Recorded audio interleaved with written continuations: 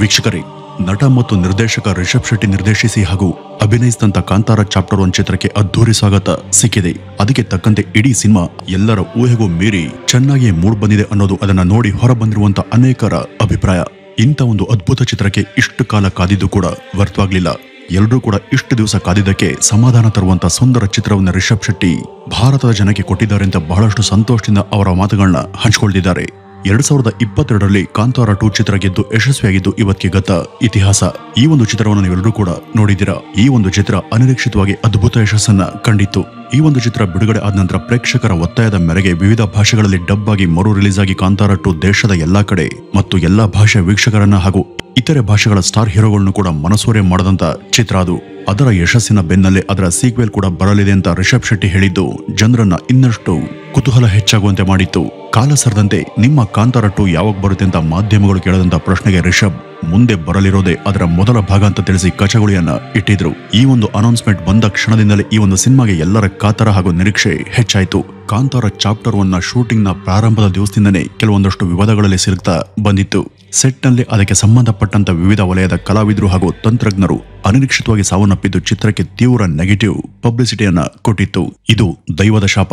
ಅದರ ಸೆಂಟಿಮೆಂಟ್ ಜೊತೆ ಇವರು ವ್ಯಾಪಾರಕ್ಕೆ ಇಳಿದಿರೋದೇ ಇಷ್ಟೆಲ್ಲ ಆಗೋದಿಕ್ಕೆ ಕಾರಣ. ಇದು ಅಪಶಕನದ ಸೂಚಕ ಅಂತೆಲ್ಲ ನೆಗೆಟಿವ್ ಟಾಕ್ಸ್ಗಳು ಕೇಳ್ಬಂದ್ವು. ಇನ್ನು ಬಹಳ ಇತ್ತೀಚೆಗೆ ಅದರ ಪ್ರಮೋಷನ್ ಇವೆಂಟ್ ಮೊನ್ನೆ ಹೈದರಾಬಾದ್ ನಲ್ಲಿ ರಿಷಬ್ ರವರು ಜೂನಿಯರ್ NTR ಅವರ ಜೊತೆ ತೆಲುಗಿನ ಬದಲು ಕನ್ನಡದಲ್ಲೇ ಮಾತಾಡಿದ್ದು ಕೂಡ ಹಲವು ತೆಲುಗು ಭಾಷೆಯ ಪ್ರೇಕ್ಷಕರನ್ನ ಡಿಸ್ಟರ್ಬ್ ಮಾಡಿತ್ತು. ಇದೇ ಕಾರಣದಿಂದ ಕಾಂತಾರ 1 ಅನ್ನ ಬಾಯ್ಕಾಟ್ ಮಾಡಿ ಅಂತ ಕೂಗುಗಳು ಕೂಡ ಎಲ್ಲಾ ಕಡೆ ಕೇಳ್ಬಂದ್ವು. ಆದ್ರೆ ಅದನ್ನೆಲ್ಲ ದಾಟಿ ಕಾಂತಾರ ಚಿತ್ರ ಅಧಿಕೃತವಾಗಿ ಇವತ್ತು ಅಂದ್ರೆ ಅಕ್ಟೋಬರ್ 2ನೇ ತಾರೀಕು ಎಲ್ಲಾ ಕಡೆ ತೆರೆ ಕಂಡಿದೆ. ಇವತ್ತೇ ಇದು ಅಫಿಷಿಯಲ್ ಆಗಿ ಎಲ್ಲಾ ಕಡೆ ತೆರೆ ಕಂಡಿದ್ರು ಕೂಡ ಅಕ್ಟೋಬರ್ 1ನೇ ತಾರೀಕು ಹಲವು ಕಡೆ ಇದರ ಪ್ರೀಮಿಯರ್ ಶೋಗಳು ಕೂಡ ಚಾಲು ಆಗಿದ್ವು. ಅದನ್ನ ನೋಡ್ಬಂದಂತ ಹಲವು ಜನರು ಸಾಕಷ್ಟು ಉತ್ತಮ ರಿವ್ಯೂಗಳನ್ನೇ ಕೊಟ್ಟಿದ್ದಾರೆ. ಕಾಂತಾರ ನೋಡಿದವರ ಕಲ್ಪನೆಗಳು, ನಂಬಿಕೆಗಳು, ಅದರ ಜೊತೆಗೆ ಈ ನೆಲದ ಆಚಾರ ವಿಚಾರಕ್ಕೆ ಧಕ್ಕೆ ಆಗದಂತೆ ಕಾಪಾಡುವುದು, ಇದೆಲ್ಲದರ ನಡುವೆ ಕಾಂತಾರ 1 ಅನ್ನ ನಿರ್ಮಾಣ ಮಾಡೋದು ಅಷ್ಟು ಸುಲಭ ಅಲ್ಲ. ಆದ್ರೆ ಅದರಲ್ಲಿ ರಿಷಬ್ ಶೆಟ್ಟಿ ಯಶಸ್ವಿಯಾಗಿದ್ದಾರೆ. ಸಾಮಾನ್ಯವಾಗಿ ಮೊದಲ ಸಿನಿಮಾದ ಯಶಸ್ಸಿನ ಮೇಲೆನೆ ಎರಡನೇ ಸಿನಿಮಾ ಗೆದ್ಬಿಡುತ್ತೆ ಎಂಬ ವಾಡಿಕೆ ಇದೆ. ಆದ್ರೂ ಕೂಡ ಅದರ ಮೊದಲ ಭಾಗನೇ ಚೆನ್ನಾಗಿತ್ತು ಎಂಬ ಮಾತುಗಳು ಎಲ್ಲ ಕಡೆ ಕೇಳ್ಬರ್ತವೆ. ಆದ್ರೆ ಕಾಂತಾರ ಚಾಪ್ಟರ್ 1 ನೋಡಿದ್ಮೇಲೆ ಮಾತ್ರ ನಮ್ಗೆ ಆ ರೀತಿ ಅನ್ಸೋದಿಲ್ಲ. ಇದು ಅದಕ್ಕಿಂತನೂ ಚೆನ್ನಾಗಿದೆ ಅನ್ನೋದು ಅನೇಕರ ಒಮ್ಮತ ಅಭಿಪ್ರಾಯ. ಕಾಂತಾರ ಹಾಗೂ ಕಾಂತಾರ 1 ಈ ಎರಡೂ ಕಥೆಯಲ್ಲಿ ವ್ಯತ್ಯಾಸ ಉಳಿಸಿಕೊಳ್ಳಲು ರಿಷಬ್ ಶೆಟ್ಟಿ ಯಶಸ್ವಿಯಾಗಿದ್ದಾರೆ. ದೊಡ್ಡ ಬಜೆಟ್, ತಂತ್ರಜ್ಞಾನ, ಗ್ರಾಫಿಕ್ಸ್ಗಳ ಅಬ್ಬರದಲ್ಲಿ ಮೂಲ ಕಥೆ ಎಲ್ಲಿ ಕಳೆದು ಹೋಗುತ್ತೆ ಎಂಬ ಆತಂಕ ಅನೇಕ ಪ್ರಜ್ಞಾವಂತ ಹಾಗೂ ವಿಡಂಬನಾತ್ಮಕ ಮನಸ್ಥಿತಿಯ ಚಿತ್ರ ವಿಮರ್ಶಕರು ಹಾಗೂ ಪ್ರೇಕ್ಷಕರಿಗೆ ಇರುತ್ತೆ. ಆದ್ರೆ ಈ ಒಂದು ಸಿನಿಮಾದಲ್ಲಿ ಎಲ್ಲೂ ಕೂಡ ಮೂಲ ಕಥೆಯ ಮೇಲೆ ಸವಾರಿ ಮಾಡದಂತೆ ಎಚ್ಚರವನ್ನ ವಹಿಸಲಾಗಿದೆ. 2022ರ ಕಾಂತಾರ ನೋಡಿ ಈ ಒಂದು ಸಿನಿಮಾ ನೋಡಿದವ್ರಿಗೆ ಇದರ ಕೆಲವು ಹಾಡಿನ ಸಾಲು, ಸಂಗೀತದ ತುಣುಕನ್ನ ಬಿಟ್ರೆ ಬೇರೆಲ್ಲ ಬೇರೆನೆ ಅನ್ನಿಸುವಂತಿದೆ ಈ ಸಿನಿಮಾ. ಈ ಕಾಂತಾರ ಚಾಪ್ಟರ್ 1 ಸಿನಿಮಾದ ಕತೆ ಚೆನ್ನಾಗಿ ಹೆಣೆಯುವಲ್ಲಿ ಮತ್ತು ಪ್ರಸ್ತುತಪಡಿಸುವಲ್ಲಿ ನಿರ್ದೇಶಕ ರಿಷಬ್ ಶೆಟ್ಟಿ ಗೆದ್ದಿದ್ದಾರೆ. ಅದಕ್ಕಾಗಿನೇ ಅವ್ರಿಗೆ ಪೂರ್ಣ ಅಂಕವನ್ನ ಕೊಡಬಹುದು. ಆದ್ರೆ ಇಲ್ಲಿ ನಿಜವಾಗಿ ವಿಜೃಂಭಿಸೋದು ಮಾತ್ರ ನಟ ರಿಷಬ್. ಮೊದಲು ಬಂದಂತ ಕಾಂತಾರದಲ್ಲಿ ಕೊನೆಯ ದೃಶ್ಯದಲ್ಲಿ ರಿಷಬ್ ನಟನೆ ಅಚ್ಚಳಿದ ಮನಸ್ಸಲ್ಲಿ ಇವತ್ಗೂ ಉಳಿದಿದೆ. ಅದನ್ನ ಮೀರಿಸಿದಂತ ನಟನೆ ಕಾಂತಾರ 1ನಲ್ಲಿ ನೀವು ಕಾಣಬಹುದು. ಆ ಒಂದು ದೃಶ್ಯಗಳನ್ನ ಇನ್ನಷ್ಟು ಅದ್ಭುತ ನಟನೆಯಿಂದಾಗಿ ರಿಷಬ್ ನೋಡುಗರ ಕಣ್ಣಲ್ಲಿ ಅಚ್ಚಳಿಯದೆ ಉಳಿತಾರೆ. ನೋಡುಗರು ಊಹೆ ಕೂಡ ಮಾಡದಂತ ತಿರುವು ಕಥೆಯ ಒಡ್ತೊಂದಿಗೆ ಈ ಇಡೀ ಸಿನಿಮಾ ಸಾಗುತ್ತೆ.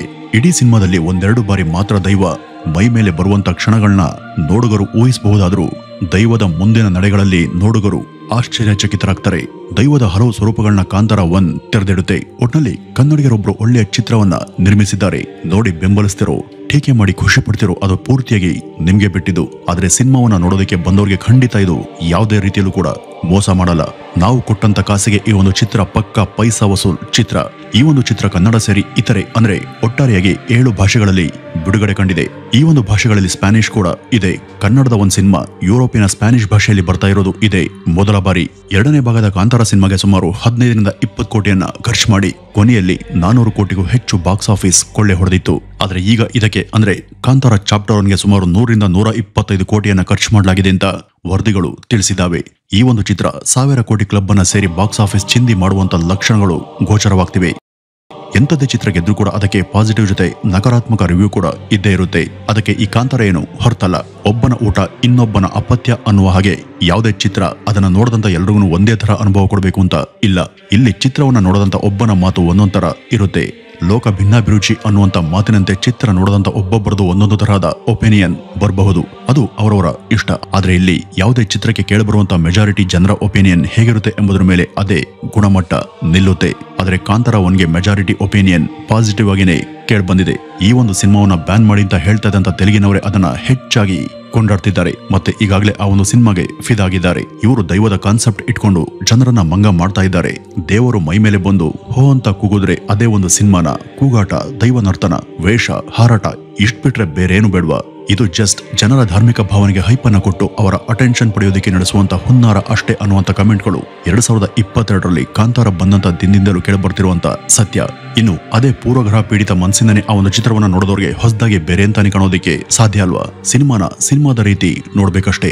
ಅರೆ ಬರೆ ಬಟ್ಟೆ ಹಾಕಿ ಕುಣಿಯೋದನ್ನ, ಅನಗತ್ಯ ಲಾಂಗು, ಮಚ್ಚು, ಗನ್ಗಳ ರಕ್ತದ ಮಾಸ್ ದೃಶ್ಯಗಳನ್ನ ಮತ್ತೆ ಅದಕ್ಕಿಂತನೂ ಅತಿರೇಕದ ದೃಶ್ಯಗಳನ್ನ ನೋಡಿ ನಾವು ಅರ್ಗಿಸ್ಕೊಳ್ತೀವಿ ಅಂದ್ಮೇಲೆ ನಮ್ಗೆ ಗೊತ್ತಿಲ್ಲಂತ ನಮ್ಮದೇ ನೆಲದ ಸಂಪ್ರದಾಯವನ್ನ ಅವರು ಅವರ ಚಿತ್ರದಲ್ಲಿ ತೋರಿಸುವಂತ ಪ್ರಯತ್ನವನ್ನ ಮಾಡಿದಾಗ ಅದಕ್ಕೆ ಯಾಕೆ ಅಷ್ಟೊಂದು ಅಸಮಾಧಾನ ಅನ್ನುವಂತ ನೈತಿಕ ಪ್ರಶ್ನೆ ಇಲ್ಲಿ ಎದ್ದು ಕಾಣಿಸುತ್ತೆ. ಇಷ್ಟಕ್ಕೂ ಈ ಕಾಂತಾರ 1ನಲ್ಲಿ ಏನಿದೆ ವೀಕ್ಷಕರೇ? ಕಾಂತಾರ 2ನಲ್ಲಿ ನಾವು ಕಾಡು ಬೆಟ್ಟ, ಶಿವ ಎಂಬ ಪಾತ್ರದ ಸುತ್ತ ನಡೆಯುವಂತ ಕಾಡಿನ ಕಥೆಯನ್ನ ನೋಡಿದ್ವಿ. ಅದರಲ್ಲಿ ದೈವದ ಆವಾಹನೆಯಿಂದ ಕೊನೆಯಲ್ಲಿ ಶಿವು ಕಾಡಲ್ಲಿ ಭ್ರಷ್ಟರನ್ನ ಸದೆಬಡಿದು ಕೊನೆಯಲ್ಲಿ ಎಲ್ಲರೂ ಕೂಡ ಒಗ್ಗಟ್ಟಿನಿಂದ ಸಾಮರಸ್ಯದಿಂದ ಬದುಕಿದ್ರೆ ಅದೇ ನಿಜವಾದ ನೆಮ್ಮದಿ. ಹಾಗೂ ಅಲ್ಲಿ ನಾನು ಅಂದ್ರೆ ಕಾಡಿನ ದೈವ ಪ್ರಸನ್ನನಾಗಿರ್ತೀನಿ ಅಂತ ಸೂಚಿಸುವಂತ ಸೀನನ್ನ ತೋರಿಸಲಾಗಿತ್ತು. ಕಾಂತಾರ 1ನಲ್ಲಿ ಇದೇ ಕಾಡು ಬೆಟ್ಟ, ಶಿವನ ಪೂರ್ವಜರು ಯಾರು, ಹೇಗಿದ್ರು, ಅವರ ನೆಲ ಮೂಲದ ಸಂಸ್ಕೃತಿ ಹೇಗಿತ್ತು, ಅದನ್ನ ಅವರು ಪಾಲಿಸಿದ್ ಹೇಗೆ, ಶತ್ರುಗಳಿಂದ ಅದನ್ನ ಸಂರಕ್ಷಿಸಿ ಉಳಿಸ್ಕೊಳ್ಳೋದಕ್ಕೆ ಅವರು ಹೋರಾಡಿದ್ದು ಹೇಗೆ, ಇಂಥವ್ರ ಮೇಲೆ ದೈವ ತನ್ನ ಬಲವನ್ನ ದಯಪಾಲಿಸಿದ್ದು ಹೇಗೆ ಅಂತ ತೋರಿಸಿದ್ದಾರೆ. ಈ ಒಂದು ಚಿತ್ರದ ಫಸ್ಟ್ ಲುಕ್ ನಲ್ಲಿ ರಿಷಬ್ ಕೈಯಲ್ಲಿ ಪರಶನ್ನ ಹಿಡಿದು ನಿಂತಂತ ಚಿತ್ರ ತುಂಬಾ ವೈರಲ್ ಆಗೋದ್ರ ಜೊತೆಗೆ ಸಾಕಷ್ಟು ಕಾತರತೆ ಹೆಚ್ಚಿಸಿತ್ತು. ಇದು ತುಳು ನಾಡನ್ನ ಕಟ್ಟಂತ ಪುರಾಣದ ಪುಣ್ಯ ಪುರುಷ ಆದಂತ ಪರಶುರಾಮರ ಕತೆ ಇರಬಹುದಾ? ರಿಷಬ್ ಚಿರಂಜೀವಿ ಪರಶುರಾಮರ ಪಾತ್ರವನ್ನ ನಿರ್ವಹಿಸ್ತಿರಬಹುದಂತ ಜನ ಭಾವಿಸಿದ್ರು. ಕದಂಬರ ಕಾಲದ ಹಾಗೂ ಬ್ರಿಟಿಷ್ ಪೂರ್ವದ ಕರಾವಳಿ ಭಾಗದ ಜನಜೀವನ, ಅಗೋಚರ ಬದುಕಿನ ಸುಂದರ ಅನಾವರಣ ಈ ಒಂದು ಇಡೀ ಚಿತ್ರ. ಈ ಒಂದು ಚಿತ್ರದಲ್ಲಿ ಇನ್ನು ಏನೇನಿದೆ, ಕೊನೆಯಲ್ಲಿ ಏನಾಗುತ್ತೆ ಅಂತ ನೀವು ತಿಳಿಬೇಕಾದ್ರೆ ಈ ಒಂದು ಚಿತ್ರವನ್ನ ತಪ್ಪದೆ ಚಿತ್ರಮಂದಿರಗಳಲ್ಲಿ ನೋಡ್ಬೇಕು. ಇನ್ನು ನಾಯಕಿ ರುಕ್ಮಿಣಿಯವರ ನಟನೆ ಖಂಡಿತ ಎಲ್ರಿಗೂ ಇಷ್ಟ ಆಗುತ್ತೆ. ಇದ್ರ ಜೊತೆ ಆ ಸಿನಿಮಾದಲ್ಲಿ ನಟಿಸಿರುವಂತ ಎಲ್ಲಾ ಸಹಕಲಾವಿದರು ಕೂಡ ತಮ್ಮ ತಮ್ಮ ಪಾತ್ರಗಳಿಗೆ ಜೀವವನ್ನ ತುಂಬಿದ್ದಾರೆ. ಒಂದೊಳ್ಳೆ ಚಿತ್ರವನ್ನ ನೋಡಿ ಹುರಿದುಂಬಿಸೋದು ಕನ್ನಡಿಗರ ಮನೋಧರ್ಮ. ಅದರಿಂದ ಇದನ್ನ ಸಮಯ ಮಾಡಿಕೊಂಡು ಚಿತ್ರಮಂದಿರಗಳಲ್ಲಿ ಕುಟುಂಬ ಸಹಿತ ವೀಕ್ಷಿಸಿಂತ ನಾವು ನಿಮ್ಗೆ ಈ ಒಂದು ವಾಹಿನಿ ಪರವಾಗಿ ಆತ್ಮೀಯ ಮನವಿಯನ್ನ ಮಾಡ್ಕೊಳ್ತಿದೀವಿ ಅಂತ ಹೇಳ್ತಾ ಇವತ್ತಿನ ಈ ಒಂದು ವಿಡಿಯೋವನ್ನ ಇಲ್ಲಿಗೆ ಮುಗಿಸೋಣ. ನಮಸ್ಕಾರ.